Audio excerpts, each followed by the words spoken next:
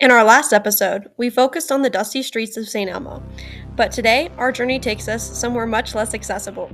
Beneath the surface of this water lies a town that refused to die until it was forced to drown.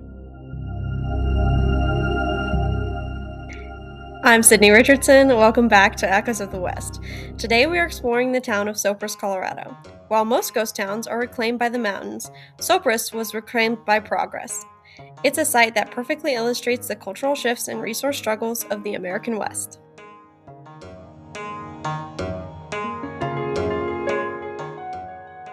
Unlike the gold and silver camps of the High Rockies, Sopris was built on black coal. Established in the late 1800s, it served the Colorado Fuel and Iron Company, fueling the industrial ambition that powered the region's steel mills and railroads.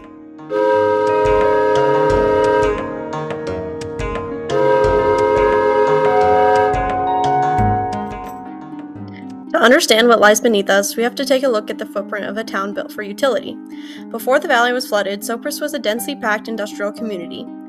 If we could drain the reservoir, you could see a town organized around the Colorado Fuel and Iron Company works. At its heart was the massive company store, the lifeblood of the community where miners spent their scrip. Nearby stood the Sopris School, a sturdy multi-story building that served hundreds of children, and collection of churches that represented the town's diverse immigrant population. The residential streets were lined with company houses, small uniform wooden structures built in neat rows, a hallmark of corporate planning. It featured its own post office, a bustling saloon, and even a community hall that hosted local dances. At its peak, Sopris was a vibrant, multicultural community. It wasn't just a temporary camp, it was home for hundreds of families. However, the town's identity was entirely shaped by the rapid expansion and eventual contraction of the mining industry. By the mid-20th century, the demand for the coal shifted, and the boom that built Sopris began its inevitable bust. The end of Sopris didn't come entirely from the collapsing coal industry. It came from a federal project. In the late 1960s, the Purgatoire River was dammed for flood control, and the residents of Sopris were told that they had to leave. This transition reveals the true resource struggle of the West, where the need for water management outweighed the preservation of a living community. As Graves points out, the economics of a ghost town often involves a transition where the public utility of a resource eventually outweighs the historical value of a settlement.